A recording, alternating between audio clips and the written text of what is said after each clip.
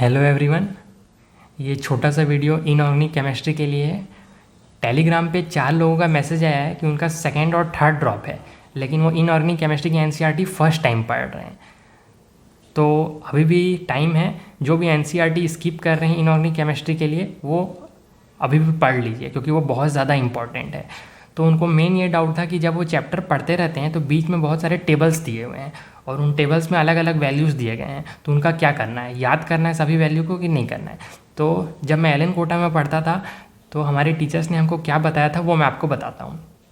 For example, अगर आप boron family पढ़ रहे हैं तो बोरोन फैमिली में आप देखेंगे जो टेबल दिया गया है उसमें radii, melting point, boiling point, density, इन सब के वैल्यूज़ भी दिए गए हैं। तो वैल्यूज़ को हमको याद नहीं करना है, एक बार पढ़ना है और उन टेबल्स में से करेक्ट ऑर्डर निकाल कर एक जगह लिख लेना है। जैसे रेडियाई का ऑर्डर, तो उस टेबल में करेक्ट रेडियाई का ऑर्डर एक जगह लिखना है। और कहीं अगर एक्सेप्शन है, जैसे डाउन द ग्रुप नॉर्मली तो साइज बढ़ता है, बट कहीं कहीं एक्सेप्शन होता है कि साइज छोटा हो जाता है, तो उस छोटे होने के पीछे क्या रीज़न है वो रीज़न याद करना है, वैल्यूज़ याद नहीं करना है। सेम ऐसा ही मेल्टिंग पॉइंट, बॉइलिंग पॉइंट के लिए है, जहाँ भी एक्सेप्शन है उसको याद कर लेना है।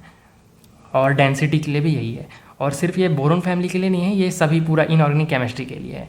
वैल्यूज़ हमको याद नहीं करना है, क्योंकि पास्ट ईयर पेपर्स देखेंगे आप चैप्टर वाइज 34 ईयर्स, तो आज तक के मतलब कभी भी ऐसा क्वेश्चन नहीं बना है। एग्जामिनर ऐसा क्वेश्चन बनाते भी नहीं है कि वैल्यूज़ पूछेंगे हमसे।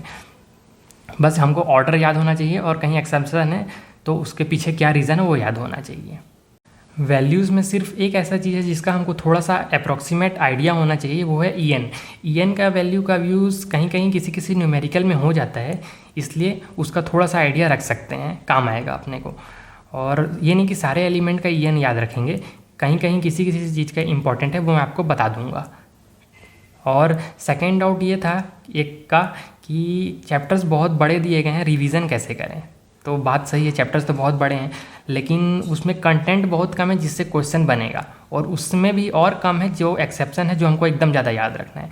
एग्जांपल लेते हैं ऑक्सीजन फैमिली, ये काफ़ी बड़ा दिया गया है एनसीईआरटी में, मतलब लाइन टू लाइन अगर हम पढ़ेंगे तो ये रिवीजन नहीं हो पाएगा अच्छे से। लेकिन एक बात है, आप शुरू से एक बार line to line word to word पढ़ेंगे तो पता चल जाएगा काफ़ी सारा उसमें टाइम पास के लिए दिया गया है। एक ऑर्बिटल में 2 इलेक्ट्रॉन आते हैं, टोटल इतने ग्रुप हैं, इतने पीरियड हैं, तो ये सब याद थोड़ी करना है। एक बार पढ़ लिए, याद है, रिवीजन नहीं करने का ज़रूरत है इसको अपने को।